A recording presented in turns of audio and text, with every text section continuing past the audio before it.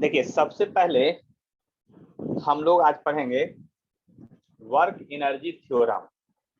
क्या? Work energy theorem. देखिए work energy theorem जो है ना, सिंपली आप इसको प्रॉब्लम के आधार पर हम लोग देखेंगे, मतलब कि प्रॉब्लम का टाइप क्या होता है उसके आधार पर। यानी सिंपल ऐसा नहीं कि कहीं भी एनर्जी कंजर्वेशन लगता है। तो सबसे पहले वर्क एनर्जी थ्योरम में आप देखेंगे पहला केस में जो है ऑन स्मूथ हॉरिजेंटल रोड, यानी कि समझ लीजिए बात को, ये जो थ्योरम निकल के आएगा सिर्फ और सिर्फ कहां लगेगा? स्मूथ हॉरिजेंटल रोड पर, फ्रिक्शन वाले पर भी नहीं लगेगा। इस बात को ध्यान दीजिएगा। यानी कि कहने का मतलब ये है कि आप जो हैं यहाँ पर एक ऑब्जेक्ट को खींच रहे हैं, एक ऑब्जेक्ट को खींच रहे हैं सर्टेन एंगल एफ और थीटा एंगल लगा करके, डिस्प्लेसमेंट आपको एक्स से दिखाएंगे, इधर दोनों के बीच एंगल इतना है। और ये कैसा है? स्मूथ सरफेस है, रफ नहीं है। और ये भी है सभी जगह हॉरिजेंटल है, मतलब ऊपर नीचे भी नहीं होगा, तब की बात कर रहे हैं। तब देखिए ध्यान से समझिएगा यहाँ पर अच्छी तरह से। और यहाँ पर जो होगा एक सिंपल सा फॉर्मूला पढ़ते हैं, v square u square plus 2ax। ये फॉर्मूला का भी इलाज देख लीजिए क्या है, अकॉर्डिंग टू एनसीईआरटी यहीं से शुरुआत किया है। दोनों तरफ आप क्या किए हैं जो समझ लीजिए। कोई बताना चाहते हैं तो बता सकते हैं हम क्या किए हैं, जो हम क्या किए हैं बोलिए आप लोग। हम 2 से भाग मल्टीप्लाई कर दिए हैं। सब जगह कर दिए। तो ये काइनेटिक एनर्जी फाइनल हो गया, ये याद कर लीजिए। और ये काइनेटिक एनर्जी इनिशियल हो गया, और 2 कट गया तो ये हो गया मास गुना एक्सेलरेशन फोर्स हो गया इनटू डिस्प्लेसमेंट हो गया। यानी कि चेंज इन काइनेटिक एनर्जी जो है वह वर्क डन के बराबर हो गया। किसके बराबर हो गया? वर्क डन के बराबर हो गया। लेकिन ये फार्मूला कब लगेगा? केवल स्मूथ हॉरिजॉन्टल सरफेस पर लगेगा कि वर्क डन जो होगा एक्सटर्नल फोर्स के द्वारा वो चेंज इन काइनेटिक एनर्जी के बराबर होगा। देखिए याद रखिएगा, देखिए थ्योरम बहुत सारा है, लेकिन कौन सा थ्योरम कहाँ अप्लाई होगा वो क्वेश्चन पढ़ने के बाद पता चलेगा। अब इसमें भी ऐसा नहीं सोचिए कि अब खत्म हो गया, on smooth horizontal load change in kinetic energy को वर्क डन होगा, ऐसा कुछ भी अभी नहीं हुआ है। अभी देखिए इसका बहुत सारा टर्म है। अब देखिए change in kinetic energy K final minus K initial equal to work done हुआ है। के फाइनल इंटू के इनिशियल क्या हो गया है आपका? वर्क डन हो गया है।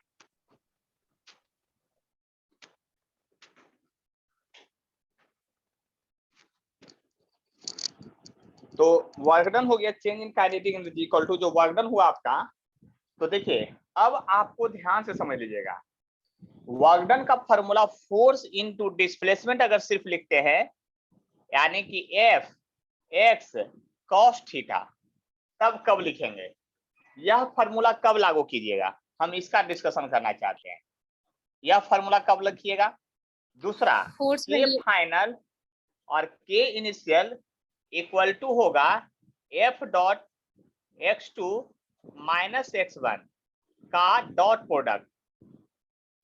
ये फॉर्मूला कब लागू होगा आप समझ सकते हैं बात को ध्यान से। और यही फॉर्मूला के फाइनल के इनिशियल इक्वल टू जो होगा एफ डॉट dx का इंटीग्रेशन x इनिशियल से लेके x फाइनल तक कब आपका यूज होगा। यानी कहने का मतलब समझ लीजिए, अब स्मूथ हॉरिजॉन्टल लोड पर भी कंडीशन बदलते रहेगा बार बार, ऐसा नहीं कि कंडीशन फिक्स हो गया।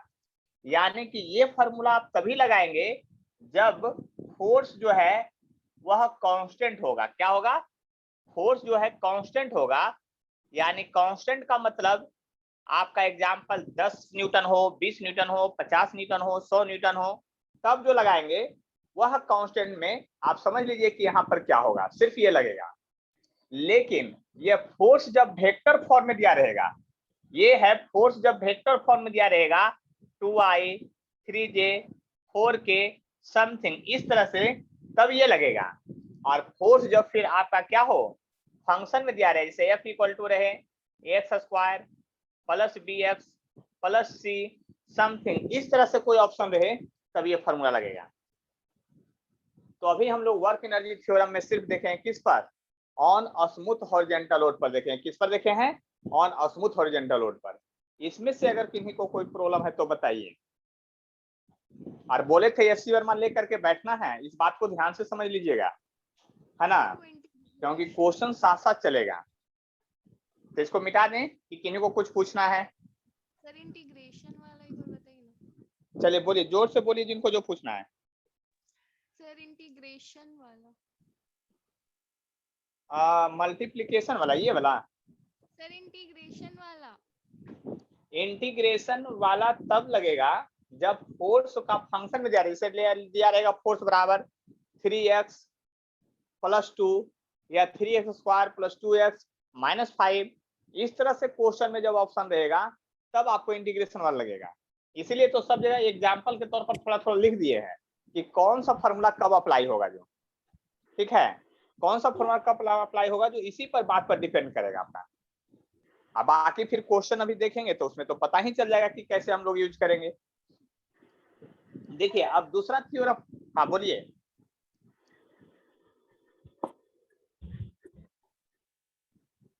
जिनको पूछना है बोलिए जल्दी, कोई दिक्कत नहीं है।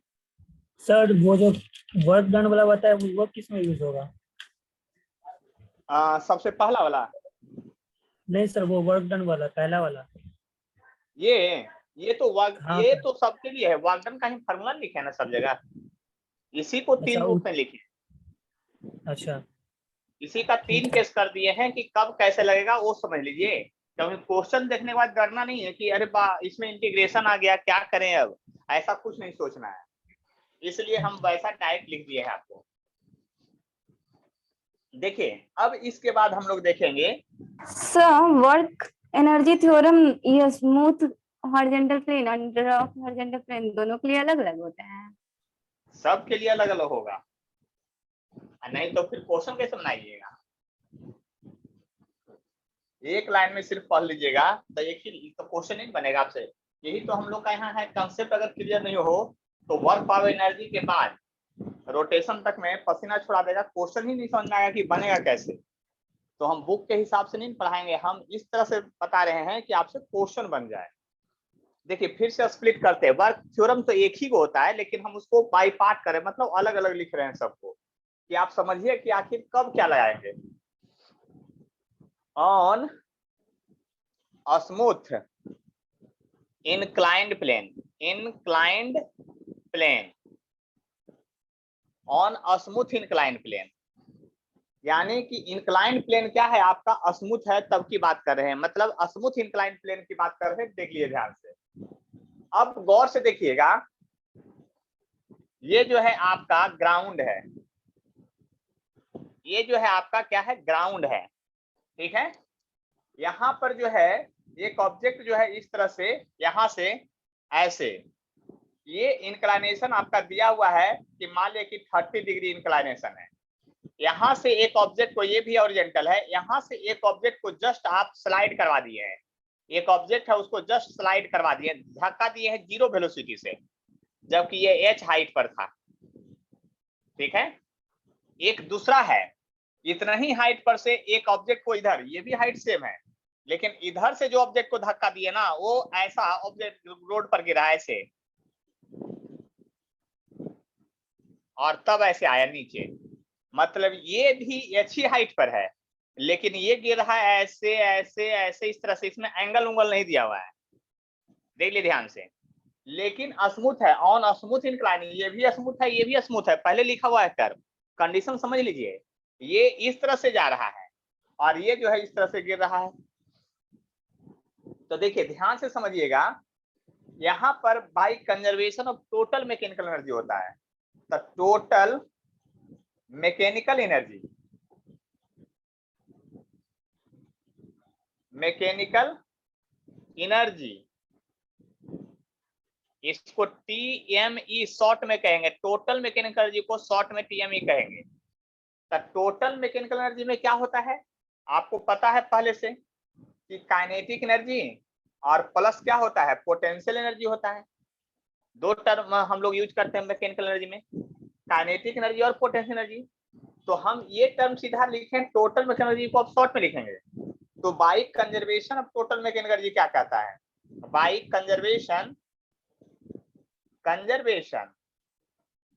Of total mechanical energy.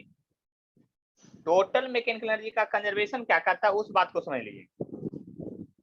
देखिए टोटल मैकेनिकल एनर्जी क्या होता है उस बात को समझ लीजिए। टोटल मैकेनिकल एनर्जी का मतलब होता है sum of kinetic energy and potential energy. तो देखिए अगर स्मूथ रहेगा तभी ये काम होगा, रफ पर नहीं होगा, ये बात ध्यान दीजिएगा। स्मूथ रहेगा तभी काम होगा। स्मूथ इंक्लाइंड प्लेन अगर रहे तो आपका टोटल मैकेनिकल एनर्जी में आप ये समझिए कि यहाँ पर जो होगा इस पोजीशन पर, यानी इसको टॉप कहेंगे, टॉप पोजीशन, इसको कहेंगे ग्राउंड वाले को बॉटम कहेंगे। ग्राउंड मतलब नीचे है तो बॉटम है, टॉप मतलब सबसे ऊपर है। तो टोटल मैकेनिकल एनर्जी जो होगा टॉप पर, टोटल मैकेनिकल एनर्जी जो होगा बॉटम पर, ऐसा भी लिख सकते हैं। लेकिन टोटल मैकेनिकल एनर्जी जो होगा आपका टॉप पर, ये हर हाल में दोनों इक्वल होगा। लेकिन इक्वल कब होगा, जब जिस रास्ते से आ रहा है वो रास्ता स्मूथ होगा तब।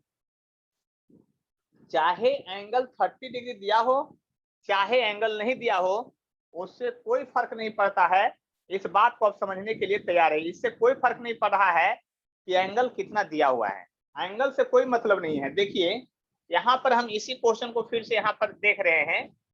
तो आप बताइए टोटल मैकेनिकल एनर्जी जब हम बॉटम पर लेंगे, कहां पर लेंगे, टोटल मैकेनिकल एनर्जी जब बॉटम पर लेंगे तो बॉटम पर क्या होगा, देखिए यहाँ से ये h हाइट है, तो यहाँ पर जब ग्राउंड है तो ग्राउंड का हाइट ये 0 होगा, जबकि इसका हाइट क्या लेंगे, स्मॉल h लेंगे, जो कि आज दिखाए हुए हैं, देख लीजिए ध्यान से। अब यहाँ ग्राउंड से जब हाइट मेजरमेंट कर रहे हैं तो h हाइट ऊपर गए तो इसको 0 माने होंगे तब ना h हाइट इसको ऊपर मान रहे हैं। इसका मतलब ये हुआ कि टोटल मैकेनिकल एनर्जी जब बॉटम पर लिखेंगे तो बॉटम पर हाइट नहीं होगा, यानी आप लिखेंगे mg गुने 0 प्लस हाफ mv², कहां, बॉटम पर,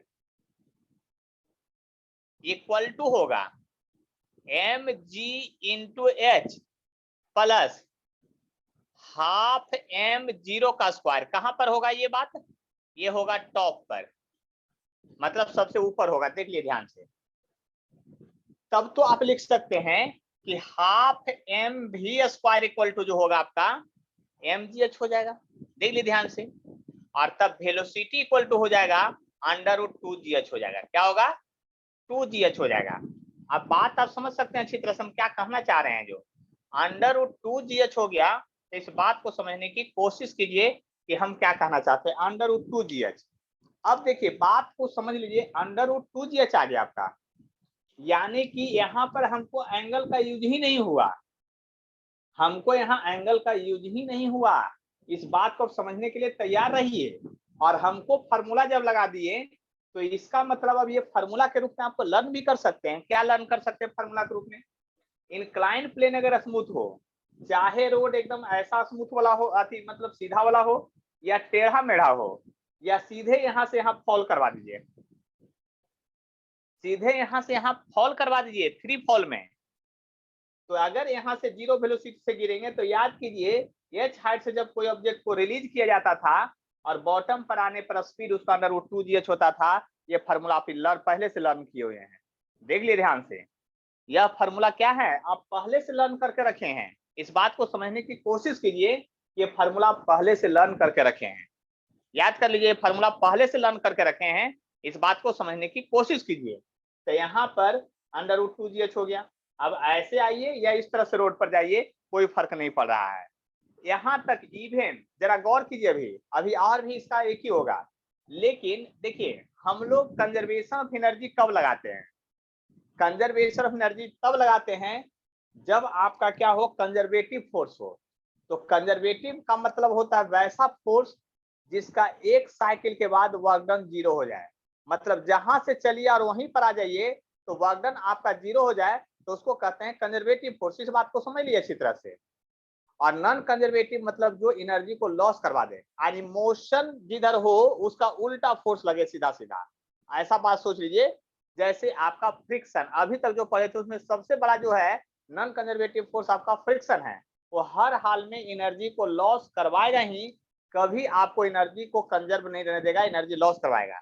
यानी नॉन कंजर्वेटिव केस में हम लोग क्या लगाते हैं, नॉन कंजर्वेटिव के केस में हम लोग मतलब ये सब थ्योरम नहीं लगेगा, इसीलिए पहले लिख रहे हैं स्मूथ, इसीलिए पहले लिखे स्मूथ।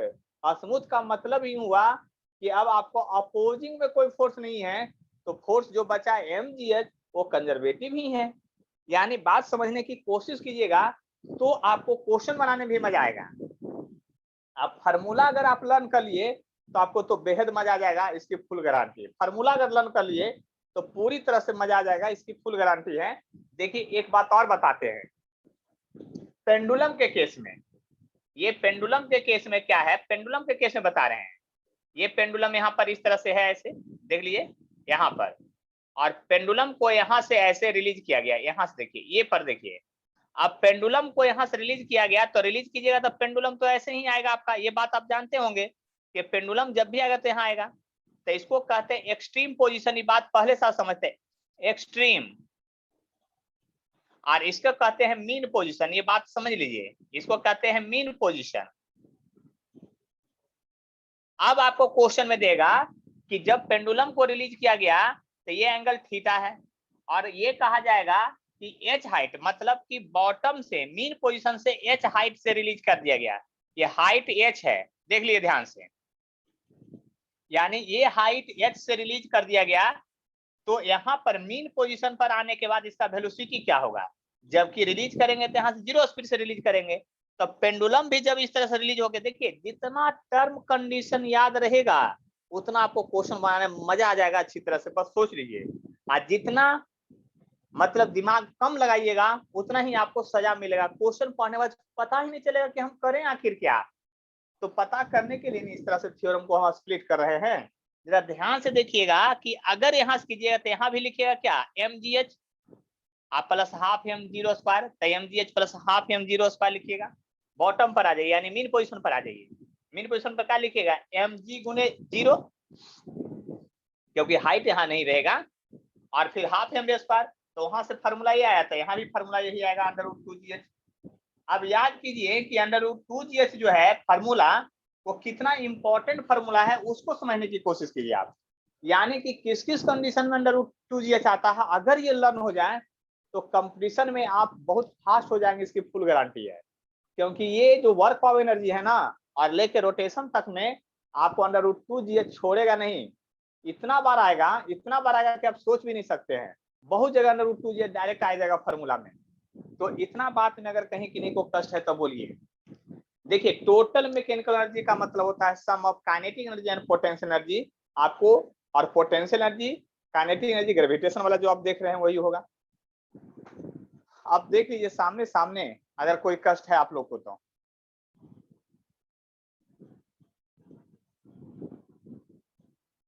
देख लीजिए, दिख रहा होगा सारा पॉइंट। कोई भी क्वेश्चन पूछना हो, मन में कोई प्रश्न उठ रहा है तो जरूर हमको बताइए, आपके प्रश्न का समाधान किया जाएगा। किन्हीं को भी किसी तरह का, देखिए ये धीरे धीरे क्लास 4 बजे तक ही चलेगा।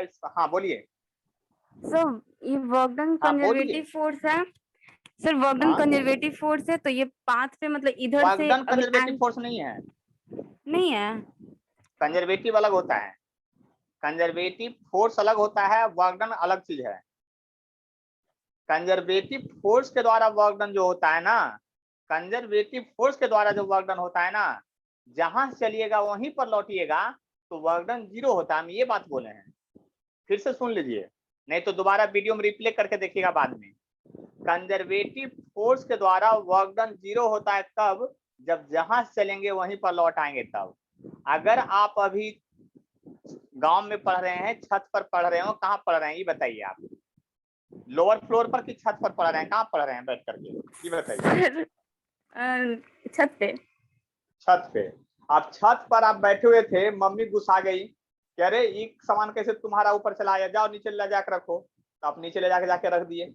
आप रखे कि उधर से पापा आ गए, गुस्सा गए, सामान कैसे नीचे आ गया, ऊपर पहुंचा दो, तब फिर जहां था आप वहीं ले जाकर रख दिए, तब मम्मी क्या कहेगी, बहुत काम कर दिया है। नहीं नहीं लेकिन आप तो काम किए, अगर 40 किलो का वजन होगा तो आपसे उठेगा भी नहीं, हो सकता है उसको ऊपर नीचे ले जाने में आपको पसीना छूट जाए, लेकिन आपको कहेंगे तो वर्क डन नहीं। लेकिन वर्क डन नहीं क्यों किए, आप गलत बोल रहे हैं, आप वर्क किए हैं, लेकिन सोचने का अंतर है। देखिए आप लोग को 8 क्लास से ये सब चीज बोला जाता है, समझ गए ना, और इतना कंफ्यूज हो जाते हैं 10th आते आते कि 11 12 में समझ ही नहीं आता है बात। आपने वर्क किया है, आपने वर्क किया है, लेकिन वर्क किया है ग्रेविटेशन के रिस्पेक्ट में, लेकिन आपका वर्क डन 0 किसके रिस्पेक्ट में बोला जाता था, ग्रेविटेशन के रिस्पेक्ट में। क्यों, आप ग्रेविटेशन के रिस्पेक्ट में वर्क डन नीचे की ओर गए, जब आप नीचे की ओर गए हैं, जब नीचे की ओर आप ले गए हैं ग्रेविटेशन के द्वारा, तो वर्क डन पहले आप नेगेटिव में किए, आप फिर ऊपर लेके चले आए ग्रेविटेशन के अपोज में, तो वर्क डन पॉजिटिव किए, तो टोटल वर्क डन 0 हो गया। तो यहाँ वर्क डन 0 हुआ ग्रेविटेशनल फोर्स के चलते, आपके मस्कुलर फोर्स के कारण नहीं हुआ ग्रेविटेशन, आपकी वर्क डन 0। मस्कुलर ने तो फोर्स किया है, वर्क डन किया है, वो आपको पसीना पसीना आ गया होगा, लेकिन आप जो बोलते हैं और समझते हैं, है ना, थोड़ा सा समझने में अंतर हो जाता है। आपने काम किया, लेकिन किसके अगेंस्ट में काम नहीं किया, तो ग्रेविटेशन के वर्क फोर्स के चलते काम नहीं हुआ। क्यों, क्योंकि पहले आप नीचे गए ग्रेविटेशन में, तो याद कीजिए हम सब साइन कन्वेंशन पिछले क्लास में पढ़ाए हैं, इसका मतलब आप ये समझ रहे हैं कि ये जो है नीचे ले गए हैं, तो आपका सबसे पहले वर्क डन नेगेटिव हो गया, फिर उसको ऊपर लेके चले आए उसी पोजीशन पर। अब वो रास्ता डायरेक्ट नीचे ले जाइए चाहे डायरेक्ट ऊपर लाइए, या ऊपर छत पर से पहले ले गए होंगे सामने सामने, फिर नीचे सीढ़ी पर से उतार करके लाए होंगे, फिर रखे होंगे इधर, और फिर इधर से लौटा के ले गए, या फिर डायरेक्ट खींच लीजिए, पाथ फंक्शन नहीं होता है, पॉइंट फंक्शन होता है।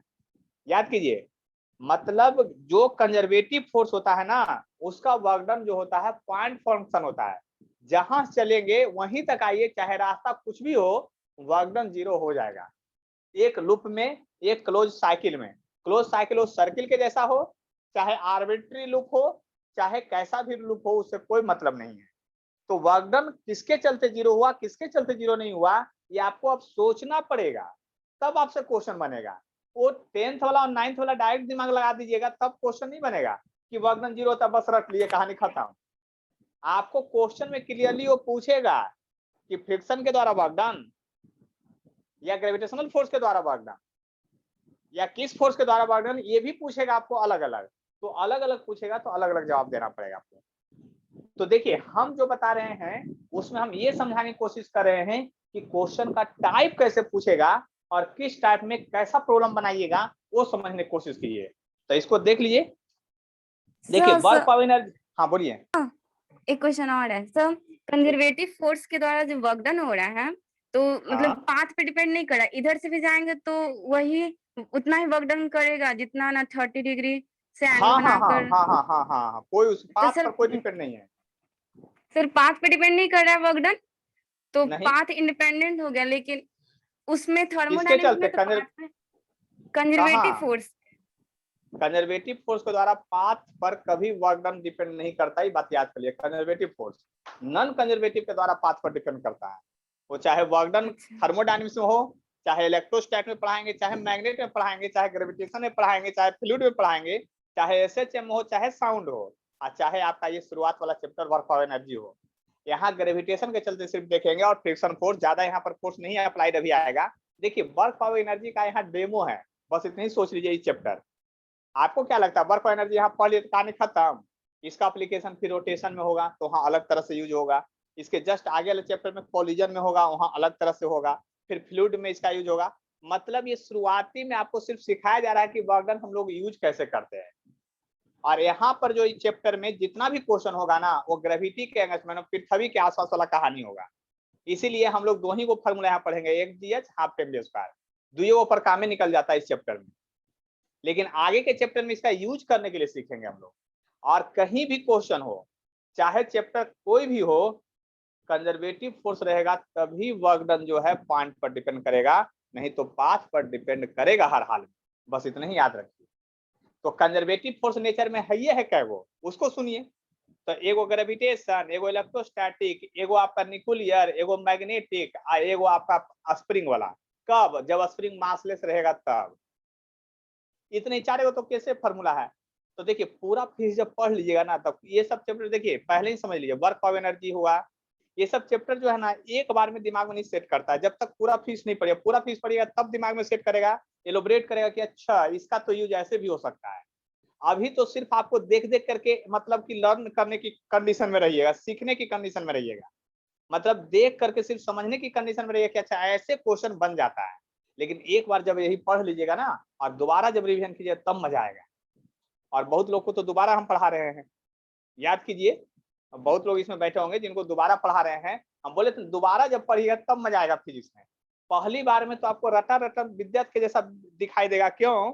क्योंकि 9th 10th तक फिजिक्स पढ़े ही नहीं है ना, पढ़ना ही नहीं था, वो केवल डेफिनेशन पढ़ना था, इसलिए हम लोग को कंफ्यूजन बढ़ जाता है। तो याद कीजिए कि ये बात आप समझ में आया कि नहीं, ये सोचिए। पहले वो 2 पॉइंट भी मैं लिखवा देता हूँ जो आप बात समझ रहे थे, इसको मिटाएं। अब अभी और बहुत सारा ऐसा कंसेप्ट है, टेंशन मत लीजिए, अभी ये खत्म होने वाला नहीं है थ्योरम, इतना जल्दी थ्योरम खत्म हो जाएगा। आपको क्या लगता है कि एक लाइन में लिख लिए थे पहले work energy theorem 10th class में पढ़ लिए थे, वो वाला सबसे पहला कंडीशन पढ़े थे, चेंज इन काइनेटिक एनर्जी बराबर वर्क डन, यही 10th क्लास में पढ़ना रहता है। बस वही कंजर्वेशन ऑफ एनर्जी है? नहीं, कंजर्वेशन ऑफ एनर्जी में देखिए अभी क्या क्या खेल होने वाला है, उसको समझिए। चलिए फिर से पेंडुलम पर आते हैं, अभी इसी को आगे बढ़ाते हैं। देखिए नोट्स बनाने का काम बाद में कीजिए, वीडियो को एक बार डाउनलोड कर लीजिए यूट्यूब में और ऑफलाइन में जाके पढ़िए। जिनके यहाँ नेट का प्रॉब्लम है ना, पहले डाउनलोड कर लीजिए, सीधा सीधा डाउनलोड करने में जानते हैं 100 MB सब लगेगा आपको, ज्यादा डाटा भी नहीं लगता है, और उसको जितना बार प्ले करके पढ़ना पढ़ते रहिए। देखिए एक बात समझ लीजिए पहले, यहाँ ध्यान से फिर से मैं बात कर रहा हूँ। ये पेंडुलम है ऐसे, यहाँ से हम इसको, यहाँ से ये थीटा एंगल बना लिया था, इसको रिलीज किए तो ये ऐसे आकर के ऐसे हो गया, यहाँ हॉरिजॉन्टल हो गया, और यहाँ पर वेलोसिटी हम निकालने की कोशिश किए थे अभी आपको। तब वेलोसिटी जब निकालने की कोशिश किए थे तो आपको पता चला कि हाइट ये h था, और कंजर्वेशन ऑफ एनर्जी लगा दिए तो यहाँ का फॉर्मूला वेलोसिटी v था। अगर यहाँ u वेलोसिटी से रिलीज किया गया तब कंडीशन है, और ये एंगल थीटा है, और ये लेंथ ऑफ पेंडुलम l है, लेंथ ऑफ पेंडुलम जो है l है, तो यहाँ वेलोसिटी का फॉर्मूला अंडर√2gh आया था, ये बात आपको पता है, याद है। लेकिन h के टर्म में क्वेश्चन अब नहीं रहेगा, तब क्या कीजिएगा, अगला जो लिखने जा रहे हैं ना वो फॉर्मूला नीट में कईको बार डायरेक्ट पूछा है, बस याद कीजिए। आपको तो कुछ ही कोई, देखिए एगो एडवांस एगो एग्जाम है ना जिसमें आपका दिमाग खराब करेगा, बाकी सब क्वेश्चन में तो फॉर्मूला जो लिख रहे हैं जैसे निकाल रहे वैसे ही वो क्वेश्चन पूछेगा, सीधा सीधा putting the value and getting the answer वाला। देखिए इसमें क्या करना है, ये h हाइट है, तो h हाइट है, तो h हाइट जो है ना आपको इसके टर्म में नहीं दिया रहेगा क्वेश्चन। अब आपको लेंथ ऑफ पेंडुलम और थीटा यहाँ एंगल दे देगा, तब क्या कीजिएगा। तो देखिए अब आप थोड़ा सा आ जाइए इधर, इस फेज में आ जाइए, इस फेज में ये लेंथ ऑफ पेंडुलम l है और थीटा एंगल है, तो इसका एक कंपोनेंट जब यहाँ से यहाँ तक निकालिएगा तो क्या होगा, यहाँ से यहाँ तक निकालिएगा तब क्या होगा, ये जो हो जाएगा आपका l cos थीटा हो जाएगा, क्योंकि आपको पता होगा जिधर से एंगल सट जाए उधर उसको कॉस कंपोनेंट जाता है, ये बात आपको पहले से पता है कि नहीं पता है, हम लिख दे रहे हैं फिर से, ये l cos थीटा होगा, यानी कि आप समझ लीजिए यहाँ से यहाँ तक जो है l cos थीटा होगा, याद कर लीजिए, देखिए ध्यान से। ये जब अगर l लेंथ है और ये थीटा एंगल, इधर से एंगल सट गया उधर cos है, इधर क्या होगा साइन कंपोनेंट होगा, तो इधर से हमको तो मतलब ही नहीं है, लेकिन यहाँ से बॉटम तक की जो लंबाई होगा वो लेंथ ऑफ पेंडुलम के बराबर होगा। ध्यान से सुनिए, हम बोल रहे हैं फिर से, मतलब यहाँ मीन पोजीशन, यहाँ पर पॉइंट ऑफ सस्पेंशन जो है इसको कहते हैं पॉइंट ऑफ सस्पेंशन।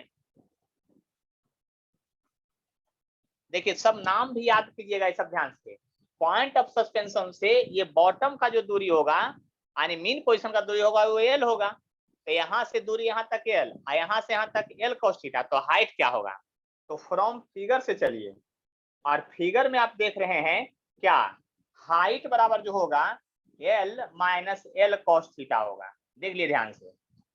अब l कॉमन आ जाएगा तो आपका क्या लिखिएगा, 1 माइनस कॉस थीटा लिखिएगा। ध्यान से देख लीजिए, अब जब ये 1 माइनस कॉस थीटा लिखिएगा तब वेलोसिटी का जो बॉटम पर होगा फार्मूला वो 2gh के बदले l हो जाएगा और हो जाएगा अंदर में 1 माइनस कॉस थीटा।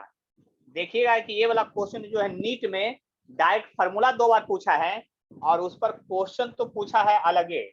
मतलब अगर ये टर्म आपको याद है तो क्वेश्चन जो बनने वाला है 3-4 मिनट में आपसे, वो बनेगा आपको 20 सेकंड में और 30 सेकंड में। कहिए कैसे? तो चूंकि अब आपको इसका यूज यहीं पर केवल वर्क ऑफ एनर्जी नहीं होगा, एगो एसएचएम इसका चैप्टर है अलग से पेंडुलम का, उससे भी क्वेश्चन हर एक साल 2 आता है, वहां भी डायरेक्ट यूज होगा। यानी कहने का मतलब है कि पेंडुलम के केस में ये बात आप लर्न कर लीजिए, याद कर लीजिए, जो करना है कर लीजिए कि अगर थीटा एंगल पर कोई ऑब्जेक्ट को रिलीज कर दिया गया तो रिलीज करने के बाद जो बॉटम पर आएगा, देखिए सबसे पहले बात ये समझना है यहाँ पर कि देखिए ये सब थ्योरी का पार्ट है या आप कह सकते हैं प्रॉब्लम सॉल्विंग टेक्निक है ये सब, कि ये सब बात जब आपको दिमाग में रहेगा ना तो क्वेश्चन बनाने में बहुत मदद मिलेगा। अब यहाँ पर देखिए कॉलिजन में क्वेश्चन पूछा आपको नीट 2017-18 में ही पूछा, नीट पूछा। नीट क्या पूछा क्वेश्चन? अब देखिए ध्यान से, यहाँ से उल्टा इसका बात भी सही होता है। उल्टा बात क्या सही होता है ये सुनिए। अगर आप भी वेलोसिटी को इधर ठोक दीजिएगा ना तो ये हाइट ऊपर चला जाएगा। समझे मेरी बात? हम क्या बोले, जो भी वेलोसिटी से अगर उल्टा इसको ठोक दीजिएगा तो एच हाइट ऊपर जाएगा, उसका भी फार्मूला यही होगा। अब हाइट का फार्मूला वहां निकालना रहेगा तो क्या कीजिएगा, दोनों तरफ स्क्वायर कीजिएगा, यानी v²/2g। देखिए मजा आ जाएगा कि नहीं? उल्टा में भी वही आएगा। अब देखिए नीट क्वेश्चन क्या पूछा था कि एक आपका गोली है उधर से फायर किया गया, इस पेंडुलम को लग गया, गोली है जो पेंडुलम में अटक गया, तो कितना हाइट तक चढ़ा होगा? अब बताइए कि अगर प्रोसेस से बनाने लगिएगा तो सोचिए कितना टाइम लगेगा। अगर ये वाला फार्मूला आपको याद है तो वहां पर इजी में बना दीजिएगा क्वेश्चन, सीधा सीधा हाइट बराबर v²/2g मार दीजिएगा। तो कंडीशन याद होना। देखिए कंपटीशन निकालने का मतलब होता है कंडीशन वाला ही बात होता है, बस इतना ही याद रखिए। आप जितनी चीजों को प्रैक्टिस कीजिएगा बार बार उतना बात ज्यादा दिमाग में रहेगा और उतना जल्दी आप फास्ट सोल्यूशन कीजिएगा। नॉलेज सेम रहते हुए फास्ट सोल्यूशन के चलते आपका रिजल्ट होगा, दूसरे का नहीं होगा। क्योंकि रिजल्ट होने, देखिए आपका इस बार भी नीट में 600 लगभग 10 नंबर गया है कट ऑफ। क्या 600 नंबर लाने वाला बच्चा कमजोर था पढ़ने में? वो मेहनत नहीं किया होगा, और 550 वाला मेहनत नहीं किया होगा। तो 2-4-5 क्वेश्चन के चलते जो लफड़ा लगा वो 1 साल इंतजार है। ये सब समझ लीजिए कि बहुत गड़बड़ होता है एग्जाम के समय। लाइफ में आपके साथ, हमारे साथ भी कभी हुआ करता था, है ना, लेकिन अब तो हम उस एज से पार कर गए हैं। लेकिन आपको जो है अभी तो कष्ट है। 2 क्वेश्चन, एक क्वेश्चन स्पीड कम के कारण अगर रिजल्ट गड़बड़ा रहा है तो सोचिए उस समय कितना कष्ट होने वाला है। देखिए ये था आपका यहाँ पर। अब इसको हम आगे बढ़ाते हैं कंजर्वेशन ऑफ एनर्जी में। अभी यहीं पर इसको समाप्त नहीं करने वाले हैं, लेकिन पहले एक आध अगर क्वेश्चन देख लें तो नहीं मजा आ जाएगा। तो देखिए आप लोग के पास एसए वाला बुक होगा, जल्दी से और समझने की कोशिश मिलेगा आपको। देखिए 15 नंबर क्वेश्चन जो है देखिएगा ध्यान से क्या है। कहता है particle of mass m moving on a straight line with its velocity varying with a distance table according to the equation। इतना यानी स्ट्रेट लाइन में मूव कर रहा है। तो स्ट्रेट लाइन बना दिए, एक पार्टिकल मूव कर रहा है, मूव कर रहा होगा पता नहीं, लेकिन इसका वेलोसिटी जो वैरी कर रहा है ना, वेलोसिटी का इक्वेशन दिया हुआ है अल्फा, या फिर कोई कांस्टेंट टर्म है। ऐसे तो इसको अल्फा भी मान सकते हैं, ये भी मान सकते हैं, जो भी मानना है मान लीजिए, लेकिन हम अल्फा ही मान लेते हैं। अल्फा और √x है दिया हुआ, ऐसे दिया हुआ अल्फा √x है। कहता find the work done by all forces during displacement. मान लीजिए कि जितना कोई फोर्स लग रहा होगा तब नहीं मूव करेगा, कोई फोर्स लग रहा होगा तो डिस्प्लेसमेंट x = 0 है और फिर x = d है, मतलब पार्टिकल को ये फोर्स खींचते खींचते यहाँ लेके चलाया। तो जितना फोर्स है सभी फोर्स के द्वारा वर्क डन बताइए। तो आप बताइए फ्रिक्शन फोर्स का अमाउंट दिया हुआ है क्या क्वेश्चन में? आप सोचने की कोशिश कीजिए, क्या फ्रिक्शन फोर्स का अमाउंट दिया हुआ है क्वेश्चन में? देखिए पीछे नहीं दिया हुआ है। कोएफिशिएंट ऑफ फ्रिक्शन दिया है कि नहीं दिया है? तो अपने मन से फ्रिक्शन वाला सरफेस तो मान नहीं सकते हैं, क्वेश्चन में लिखा नहीं है स्मूथ सरफेस। तो हमको हर हाल में यहाँ पर स्मूथ सरफेस ही मान के क्वेश्चन बनाना पड़ेगा। अब देखिए क्वेश्चन में लिखा नहीं मिलेगा आपको, अगर सब कुछ लिख ही देगा तो आप अपना दिमाग क्या लगाइएगा।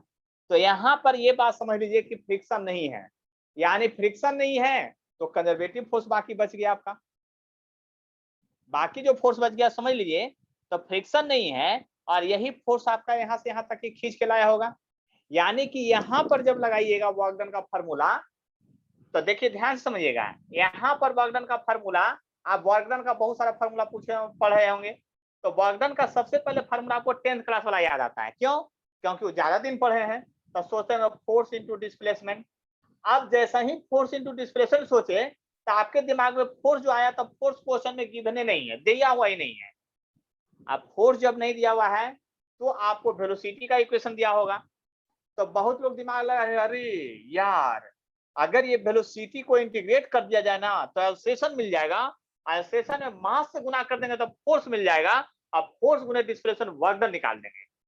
आपका सोचना बिल्कुल सही है, लेकिन जरा यहाँ देखिए वेलोसिटी जो है ना एक्स के टर्म में दिया हुआ है, इतना जल्दी आपसे इंटीग्रेट भी नहीं होगा और डिफरेंशिएट भी नहीं होगा। बनेगा क्वेश्चन उधर से भी, एक्सेलरेशन बराबर आप लिखिएगा ऐसे dv बाई dt, लिखिएगा जरूर, पता है हमको, लेकिन ये फार्मूला यहाँ सेट ही नहीं करेगा, तो आप फिर dx बाई dx से कीजिएगा, ऐसे कीजिएगा, चेन रूल लगाइएगा, तो आप लगाइएगा तब v dv बाई ds होगा। अब वेलोसिटी के फंक्शन के रूप में यहाँ डिफरेंशिएट कीजिएगा तो आ जाएगा डिस्प्लेसमेंट आएगा। इस तरह से जब जाइएगा बनाने के लिए तो बहुत तो टाइम लगेगा, यानी कि ये वाला मेथड आपका जो जा रहे हैं ना बहुत लंबा मेथड है, इसमें कृपया कर ना घुसें तो आपके लिए फायदेमंद होगा। यानी क्वेश्चन को कैसे समझेंगे ये समझिए, जब तक प्रैक्टिस नहीं तब तक क्वेश्चन समझ में नहीं आएगा। बस इतना ही सोच लीजिए, वर्क पावर एनर्जी से खेल बिल्कुल अलग हो जाता है, आपके दिमाग का खेल चालू हो जाता है। दिमाग कितना आप यूज करते हैं, कितना चलाते हैं उसका, तो ये वाला मेथड में तो हमको घुसना है नहीं। तो वर्क डन का फॉर्मूला जो डायरेक्ट हम यूज करते थे फोर्स इंटू डिस्प्लेसमेंट, वो तो अब नहीं लगाना है, इसकी फुल गारंटी पता चल गया, यानी वर्क पावर एनर्जी का कंजर्वेशन का थ्योरम ही लगाना है। अब देखिए ध्यान से सुनिएगा मेरी बात को। अब वर्क डन का दूसरा फॉर्मूला हम लोग पढ़े थे, वर्क डन का चेंज इन काइनेटिक एनर्जी। अब यहाँ पर चेंज इन काइनेटिक एनर्जी ही लगेगा,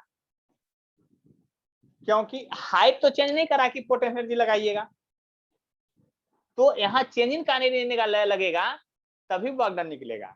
अब इसमें फोर्स की जरूरत नहीं पड़ेगी आपको, आपको फोर्स का जरूरत नहीं पड़ा है, बात को समझिए। और यहाँ पर अब क्वेश्चन देखिए एक लाइन में बन जाएगा, क्यों कहता ऑल फोर्स के द्वारा वर्क डन बनाया, mg का भी वर्क डन करेगा क्या? ध्यान से सुनिएगा, यहाँ पर mg वर्क डन नहीं करेगा। क्यों नहीं करेगा? तो mg फोर्स डाउनवर्ड है और डिस्प्लेसमेंट आपका इधर है, दोनों के बीच में एंगल 90 डिग्री है, तो fx cos थीटा 90 डिग्री हो जाएगा, तो 0 हो जाएगा वर्क डन। नॉर्मल के चलते भी वर्क डन 0 हो जाएगा, क्योंकि नॉर्मल फोर्स इधर है और डिस्प्लेसमेंट दोनों के बीच में 90 डिग्री, तो बच गया कोई एक्सटर्नल फोर्स खींच रहा होगा, उसी के चलते वर्क डन। तो ऑल फोर्स के द्वारा जो वर्क डन होगा वह चेंज इन काइनेटिक एनर्जी के बराबर होगा, यानी half m v square minus u square. देख लीजिए ध्यान से, यही हो जाएगा। अब आपको इनिशियल वेलोसिटी और फाइनल वेलोसिटी निकालने का टेंशन है, तो इनिशियल वेलोसिटी जब निकालने चलिएगा तो अल्फा और डिस्प्लेसमेंट का वैल्यू शुरुआत में 0 दिया, तो इनिशियल वेलोसिटी 0 आ गया। अब फाइनल वेलोसिटी जब निकालने चलिएगा तो अल्फा और डिस्प्लेसमेंट के बदले डी दिया है, देखिए डी तक चला गया है तो डी दे दिया है, तो ये हो गया velocity alpha into root under d हो गया।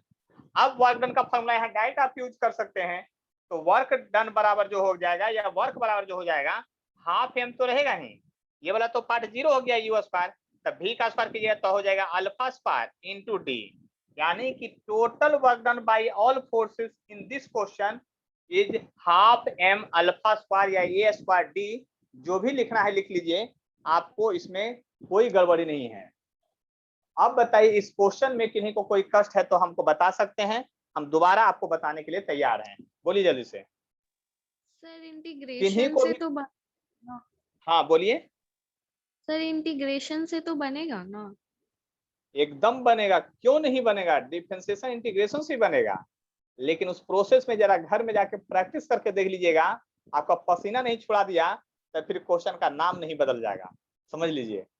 कहने का मतलब है क्वेश्चन आपको बनाना है, तो वर्क ऑफ एनर्जी से क्या होता है ना कि सेम ही क्वेश्चन अनेकों मेथड से बनने लगते हैं।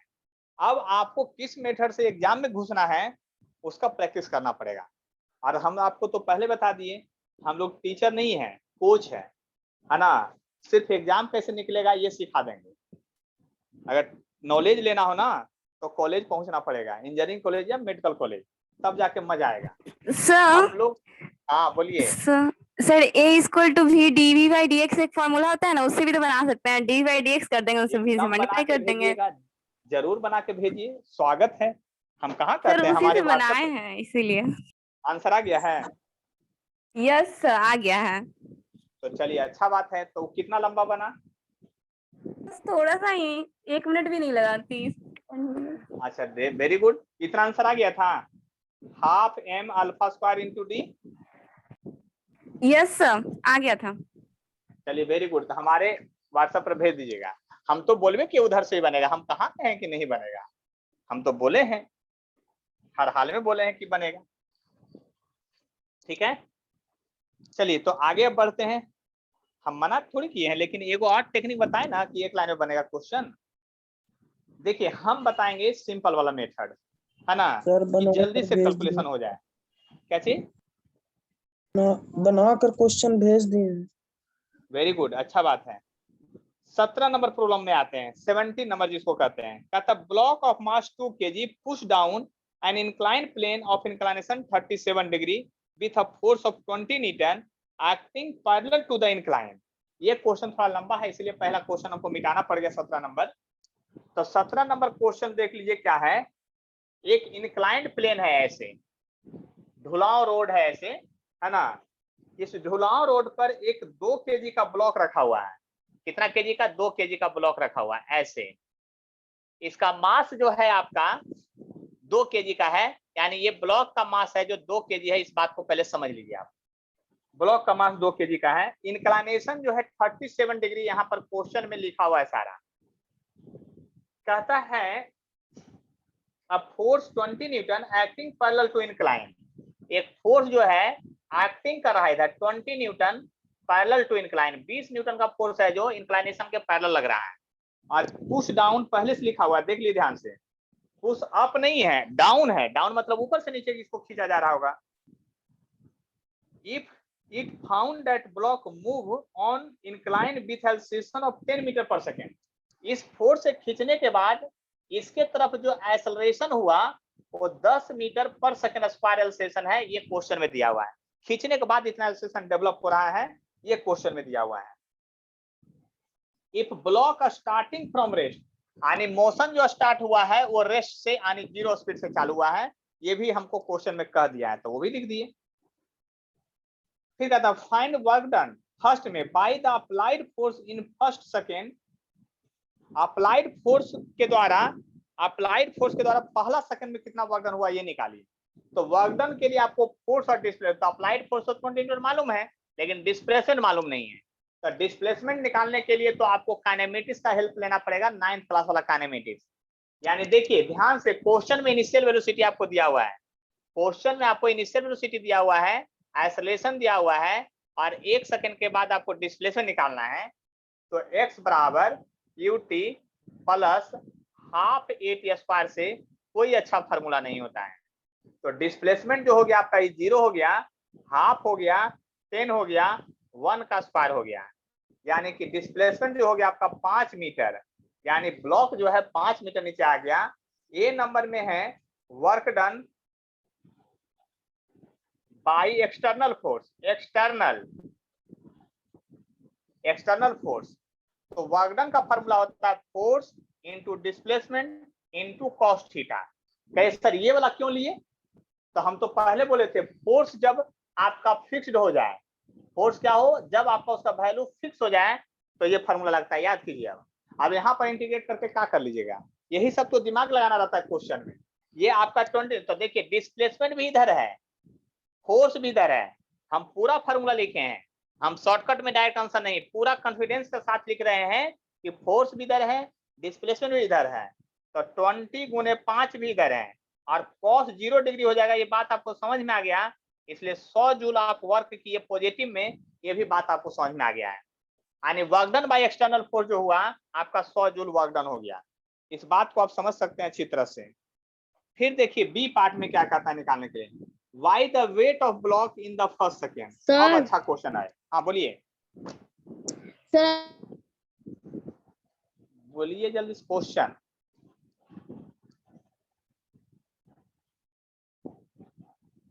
देखिए बी पार्ट में कर रहा है work done by gravity, work by gravity.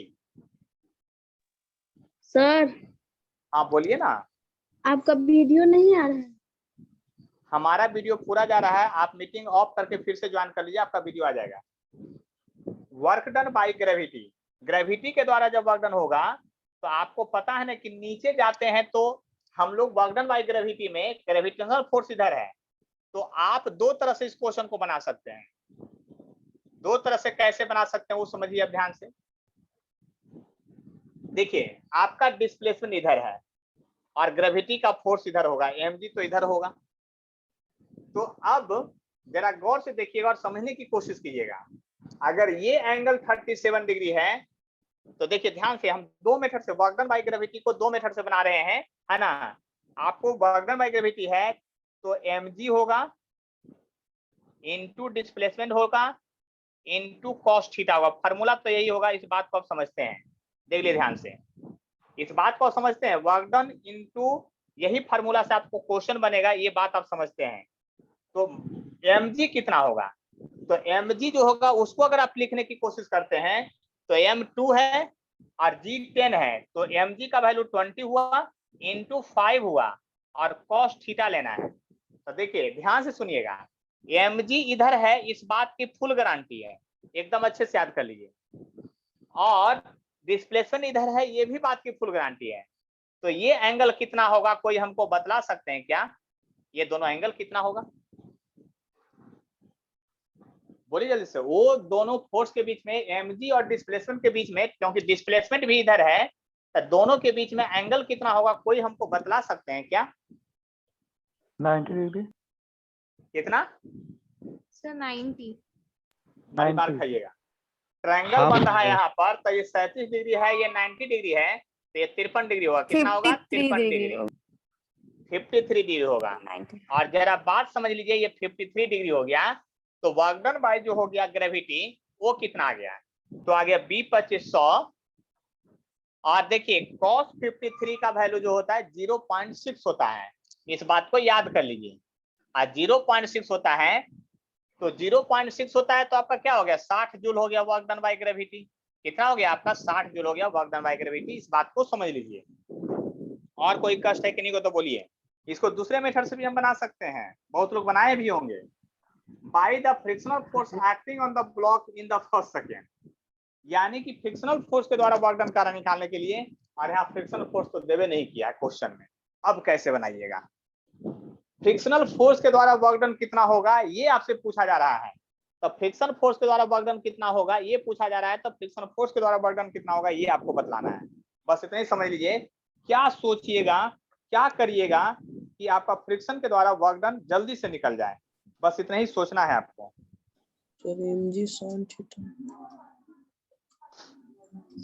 देखिए फ्रिक्शन फोर्स पहले निकालना पड़ेगा आपको, कोई उपाय नहीं है। बिना फ्रिक्शनल फोर्स निकाले आप फ्रिक्शन फोर्स के द्वारा वर्क डन नहीं निकाल सकते हैं। देखिए कैसे, तो फ्रिक्शन फोर्स कैसे निकालिएगा? तो फ्रिक्शन फोर्स निकालने के लिए तो आपको अब एफबीडी बनाना पड़ेगा, कोई दूसरा उपाय आपके पास नहीं है।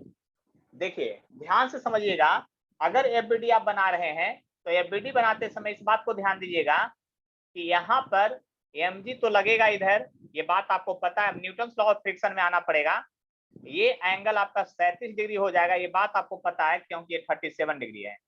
ये नॉर्मल हो जाएगा, इधर जो हो जाएगा आपका external force mg sin 37 degree हो जाएगा, और एक्सटर्नल फोर्स जो था आपका 20 न्यूटन वो हो जाएगा, और पीछे फ्रिक्शन फोर्स हो जाएगा, और इसका एक mg cos थीटा इधर हो जाएगा। लेकिन एक बात समझ लीजिए, चूंकि म्यू नहीं दिया है, कोफिशिएंट ऑफ फ्रिक्शन नहीं दिया है, तो नॉर्मल से जाके कोफिशिएंट ऑफ फ्रिक्शन से आप फ्रिक्शन फोर्स नहीं निकाल सकते यहाँ पर, क्योंकि म्यू दिया ही नहीं है। लेकिन एक बात दिया था कि इधर की ओर एक्सेलरेशन जो है 10 मीटर है, तो उस इक्वेशन से यानी फोर्स अलोंग इंक्लाइनेशन से चलिएगा, फोर्स अलोंग इंक्लाइनेशन से चलिएगा तो आप निकाल सकते हैं। कहिए कैसे? मोशन के डायरेक्शन वाले फोर्स को प्लस लेते हैं, तो mg sin 37, mg का वैल्यू भी है 2 kg है, इसलिए 20 और साइन 37 डिग्री, अब minus friction equal to mass गुने एल्सेशन, तब मास गुने एल्सेशन 10 दिया हुआ था क्वेश्चन में, देख लीजिए।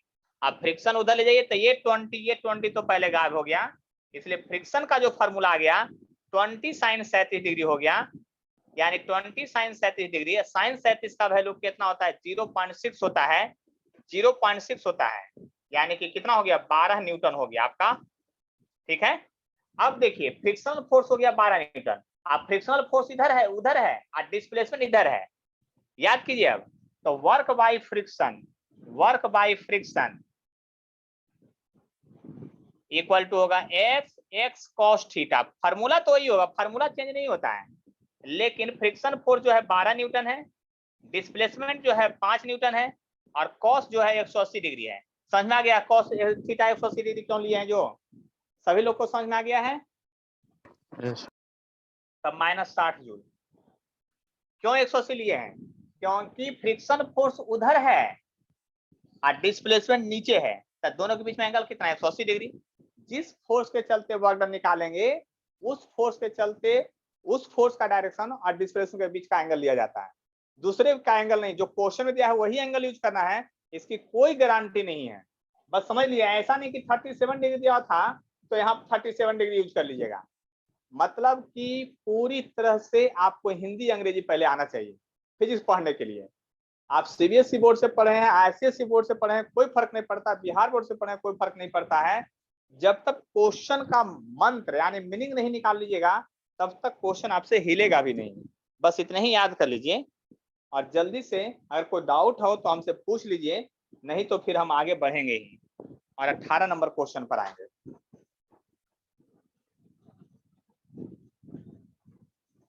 देखिए ध्यान से समझिए, कोई कष्ट नहीं होना चाहिए, हम तो पहले कर रहे हैं, कष्ट हो गया तो समझिए आप समझ नहीं रहे हैं बात को।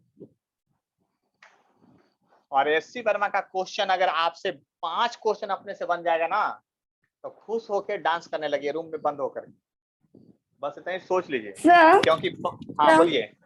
सर देखिए यहाँ पे वेलोसिटी यहाँ पे ये सर देखिए इनिशियल वेलोसिटी 0 है, तो फाइनल वेलोसिटी निकाल देंगे, तो वहां से फिर नहीं बन सकता है। हाँ ये work done by sir, work done by all the process equal to change in kinetic energy. जी नहीं, क्योंकि यहाँ फ्रिक्शनल फोर्स है, वो नॉन कंजर्वेटिव फोर्स आ गया है, तो थ्योरम लगवे नहीं करेगा। हमने कहा ना कि वो थ्योरम लगेगा ऑन स्मूथ हॉरिजॉन्टल रोड पर, सब जगह नहीं लगा सकते हैं। सर तो आंसर आ गया। आंसर मिल जाना कोई बड़ी बात नहीं है, हो सकता है अगले क्वेश्चन में कुछ गड़बड़ी हो जाए आपसे। ठीक है, कहने का मतलब क्या है, कंसेप्ट को क्लियर रखिए। इसीलिए तो हम बारीकी से एकदम अच्छे से काम किए हैं, हमने कभी कोई गड़बड़ नहीं लिखा है, एकदम सीधा सीधा बात लिखने की कोशिश किए हैं। अगर पीछे कभी कंसेप्ट कुछ गड़बड़ हो गया हो तो उसको धीरे धीरे सुधारने का कष्ट करेंगे। ठीक है, कंसेप्ट एकदम क्लियर होना चाहिए कि ये क्वेश्चन में यही कंसेप्ट लगना चाहिए।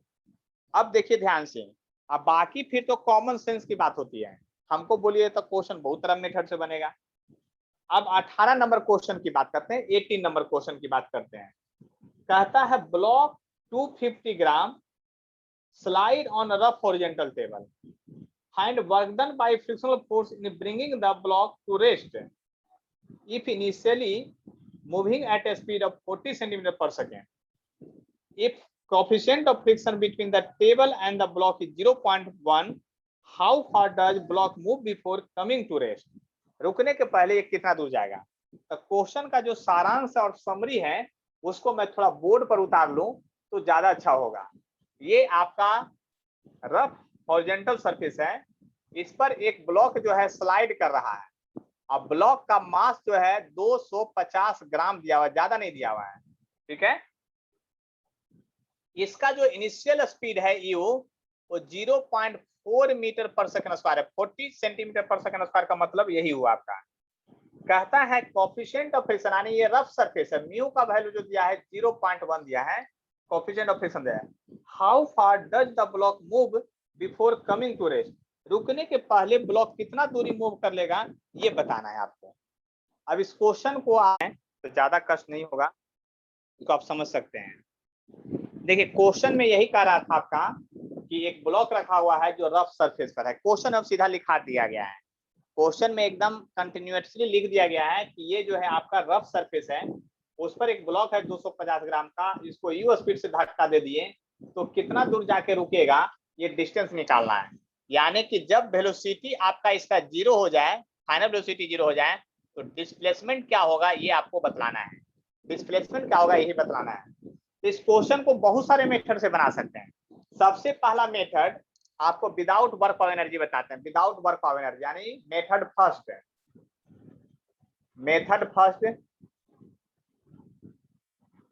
Without work power energy concept से, यानी वर्क पावर एनर्जी कंसेप्ट का यूज नहीं करेंगे। देखिए आप जानते हैं deceleration on rough horizontal road का फार्मूला कौन बताएंगे सबसे पहले, बोलिए जल्दी formula. Deceleration on rough horizontal road का फार्मूला लिखवाए थे, म्यू जी। बोलिए। Mu G minus mu G, यही ना। हाँ माइनस, तो ए बराबर हो गया माइनस म्यू का वैल्यू 0.1 इंटू 10, यानी -1 मीटर पर सेकेंड स्क्वायर आ गया, माइनस म्यू जी। जब डिसलेशन आ गया तो v square u square twice से x से वो फार्मूला होता है, यहाँ से भी क्वेश्चन बन जाएगा। अब फाइनल वेलोसिटी चूंकि 0 है, इनिशियल 0.4 मीटर होल स्क्वायर है, -2 इंटू 1 है इंटू x हो गया, तो x बराबर हो गया 0.4 इंटू 0.4 डिवाइडेड बाई 2, यानी कि आप समझ सकते हैं यहां से जब आएगा तो 16 हो जाएगा, यानी 0.08 मीटर, यानी 8 सेंटीमीटर की दूरी जाने के बाद ये आपका रुक जाएगा। आप समझ सक गए होंगे बात को। देखिए इस क्वेश्चन में ज्यादा कोई कष्ट नहीं हुआ होगा, ये हमको भी पता चल गया है। आप आंसर भी डायरेक्ट निकाल लिए होंगे फट से। डिसलेशन क्यों लगा सर, एक्सेलरेशन क्या चीज, डिसलेशन क्यों लगा सर, आइसोलेशन क्यों लगा? आपको जब रुकेगा, आइसोलेशन घट रहा है तो आप क्या लगाइएगा बताइए। आपका वेलोसिटी घट रहा है, पहले वेलोसिटी है बाद में 0 हो गया, तो गाड़ी रुक रहा है तो उसको एलसेट करेंगे कि डीएलसेट करवाएंगे, ये बताइए आप। और आंसर एकदम सही मैच करवाने के लिए आपको जी का वैल्यू 9.8 लेना पड़ेगा। जी का वैल्यू कितना लेना पड़ेगा? 9.8 लेना पड़ेगा, तब आपको काम होगा। आए बस समझ में। देखिए कितना दूर जाके रुका, ये वाला कंसेप्ट निकल गया, लेकिन work done by frictional force निकालना है, वो कैसे निकलेगा? तो work done by frictional force जब लगाइएगा तो दो कंसेप्ट था। Work done by frictional force जब निकालना है तो डिस्प्लेसमेंट मालूम है आपको, आप फ्रिक्शनल फोर्स का फॉर्मूला भी मालूम है, क्योंकि फ्रिक्शनल फोर्स का formula on rough horizontal load, frictional force जो होता है वो क्या होता है, म्यू इंटू एन होता है, और एन बराबर यहाँ पर क्या होता है, एम जी होता है। यानी म्यू एम जी कहाँ पर होता है, friction force on rough horizontal load पर जब ब्लॉक होता है। तो वर्क डन जब निकालिएगा तो क्या निकालिएगा, friction force into displacement into cos theta. तो म्यू एम जी लिखिएगा, mu M G into x into cos theta, तो work done by friction force भी आ जाएगा आपका यहाँ पर। तो work done by friction force के लिए आपको डिस्प्लेसमेंट मालूम है, आपका एम जी का वैल्यू मालूम है क्योंकि मास दिया हुआ है, म्यू का वैल्यू दिया हुआ है, और आपको पता है कि जब ब्लॉक उधर मूव कर रहा था तो फ्रिक्शन फोर्स जो है आपका इधर लगता है, यानी फ्रिक्शन फोर्स हमेशा अपोज करता है मोशन को, इसीलिए हम लोग उधर से भी निकाल सकते हैं। अब सेकेंड मेथड में आते हैं। सेकेंड मेथड में बाय कंजर्वेशन ऑफ एनर्जी, यानी by work power energy method, by work power energy method से बनाते हैं क्वेश्चन को। देखिए ध्यान से सुनिएगा, अब यहाँ पर वर्क ऑफ एनर्जी का कंजर्वेशन नहीं लगेगा, यानी आप ये नहीं लगा सकते हैं कि वर्क डन बराबर जो होगा चेंज इन काइनेटिक एनर्जी होगा, क्योंकि स्मूथ सरफेस नहीं है यहाँ। लेकिन बट जो है ना बहुत खतरनाक वर्ड है, लेकिन हम लोग बहुत पहले यानी 10th क्लास 8th क्लास में जब थे तब पढ़ते थे क्या, energy can neither be created nor be destroyed but is change from one form to another form. ये भी तो एक थ्योरम था और सबसे फेमस तो यही है, energy can neither be created nor be destroyed but is change from one form to another form. तो इस कंसेप्ट से क्वेश्चन भी बनता है, लेकिन उसके लिए दिमाग लगाना पड़ेगा। क्या दिमाग लगाना पड़ेगा? कहिए कैसे? आप ये सोचिए इस ब्लॉक के पास पहले कौन सा एनर्जी है, तो ओनली काइनेटिक एनर्जी है, ओनली काइनेटिक एनर्जी है, और धीरे धीरे वो काइनेटिक एनर्जी लॉस हो रहा है, यानी एनर्जी एक फॉर्म से दूसरे फॉर्म में जा रहा होगा। तो जो काइनेटिक एनर्जी पहले था वो धीरे धीरे लॉस कर गया, वो लॉस किसने करवाया? आप लोग बोलिए, हम नहीं बोलेंगे। फ्रिक्शन। फ्रिक्शन। यानी कि फ्रिक्शन फोर्स करवाया। तो आप कह सकते हैं कि लॉस ऑफ काइनेटिक एनर्जी जो होगा वह हर हाल में work done by friction force के बराबर होगा। कह सकते हैं ना, क्योंकि Yes. यहाँ हाइट चेंज नहीं किया है, यहाँ पर हाइट चेंज नहीं किया है, इसलिए आप ऐसा बोल सकते हैं कि लॉस ऑफ काइनेटिक एनर्जी जो हुआ है work done by friction force के चलते हुआ होगा। ये भी वो कंजर्वेशन ऑफ एनर्जी है। आप कहे सर इसमें तो आप नॉन कंजर्वेटिव फोर्स का बातें भूल गए, तो हम बोले कि बिल्कुल भूल गए। क्यों? क्योंकि हम सबसे मेन कंसेप्ट लगा रहे हैं क्या, energy can neither be created nor be destroyed but is change from one form to another form. तो काइनेटिक एनर्जी कहां चला गया? तो work done by friction force के द्वारा लॉस करवा दिया गया होगा। यानी कि आप वहां से लिख सकते हैं कि work done by frictional force equal to loss of kinetic energy. Loss लिखे हैं, बात याद कीजिए, लॉस और चेंज में क्या अंतर है? आप लोग बताइए, लॉस और चेंज में क्या अंतर है लिखने में? तो लॉस का मतलब होता है इनिशियल माइनस फाइनल। आप 5वां क्लास से मैथ पढ़ते हैं, लॉस का प्रॉफिट निकालते थे तो सीपी माइनस एसपी लिखते थे, जबकि हर बार फॉर्मूला एसपी माइनस सीपी होता है। तो लॉस जब भी बढ़ रहा है तो इनिशियल में फाइनल, तो work done by friction force क्या होगा?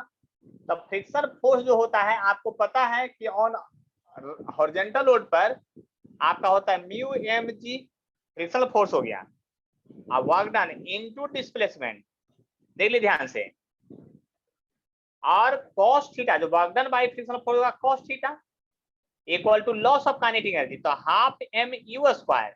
अब बाद वाला तो जीरो है क्योंकि फाइनल वेलोसिटी जीरो है।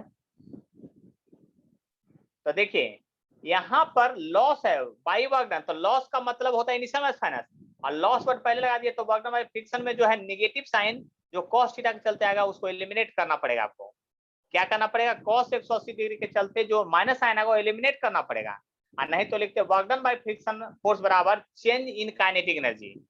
तो चेंज इन काइनेटिक एनर्जी लिखते तो क्या लिखते हैं? चलिए वही लिख देते हैं, उधर से भी आपका बन जाएगा क्वेश्चन फट से। तो change in kinetic energy, change in kinetic energy, change in kinetic energy. तो चेंज इन काइनेटिक एनर्जी लिखेंगे तो क्या लिखेंगे? फाइनल माइनस इनिशियल, यानी के फाइनल माइनस के इनिशियल लिखेंगे, है ना। तो देखिए mu M G into x into displacement cos 180 degree, अब फाइनल में जीरो और माइनस में हाफ एम बी स्क्वायर, यानी half u m u square. अब देखिए इसका माइनस गायब हो गया, एम से एम गायब हो गया, तो डिस्प्लेसमेंट का जो फॉर्मूला आ गया वो यू स्क्वायर बाई 2 म्यू और इनटू जी आ गया। डायरेक्ट फॉर्मूला देख लीजिए ध्यान से, है ना। और तब आप डिस्प्लेसमेंट निकाल सकते हैं 0.4 इंटू 0.4 बाई 2 इंटू 0.1 इंटू 10, देख लीजिए ध्यान से, और तब फिर से आ जाएगा 0.08 मीटर, यानी 8 सेंटीमीटर योर आंसर। कोई कष्ट है तो बोलिए, नहीं तो फिर हम आगे बढ़ेंगे। कोई कष्ट है तो बोलिए, नहीं तो फिर हम आगे बढ़ेंगे, बस इतना ही समझ लीजिए। तो चलिए आज आपको होमवर्क सिर्फ दे देते हैं अब, ठीक है। आप ज्यादा कुछ मत करेंगे उछल कूद। यही पेज नंबर जो हम लोग अभी बना रहे थे 133 पेज नंबर, उसमें क्वेश्चन नंबर 1 से लेके 25 तक आप लोग बना के रखिएगा। जो भी नहीं बनेगा वो हमसे पूछ लीजिएगा अगले क्लास में। सबसे पहले अगले क्लास में क्वेश्चन ही बताएंगे, तब फिर थ्योरी की बात करेंगे, यानी परसों। सर एक 1 से क्वेश्चन 25। पूछना था। आप बोलिए, एक क्वेश्चन क्या बोलिए। सर वो जो आप स्टार्टिंग में बताए थे बुलेट फायर किया गया और पेंडुलम में उसका भी लगा है, तो क्वेश्चन बताएंगे। उसका क्वेश्चन आएगा कॉलिजन पढ़ाएंगे तब, इसमें उसमें कंजर्वेशन ऑफ मोमेंटम लगेगा। आपको कॉलिजन पढ़ाएंगे ना तब फिर उसका क्वेश्चन बताएंगे, क्योंकि जस्ट इसके बाद कॉलिजन ही पढ़ाएंगे, तो उसमें उसका एग्जांपल आ जाएगा अपने से। क्योंकि सबसे पहले कंजर्वेशन ऑफ मोमेंटम उसमें लगेगा और तब आपको वर्क ऑफ एनर्जी का कंसेप्ट लगता है। अब वर्क ऑफ एनर्जी को कंसेप्ट अगर नहीं लगाना चाहते हैं तो फॉर्मूला डायरेक्ट रखिएगा, याद रखिएगा, V = √2gh वाला। आए बस समझ में। ये सब। चलिए और कोई क्वेश्चन है तो होमवर्क याद रह जाएगा। तो मीटिंग को एंड करें। Okay sir, thank you.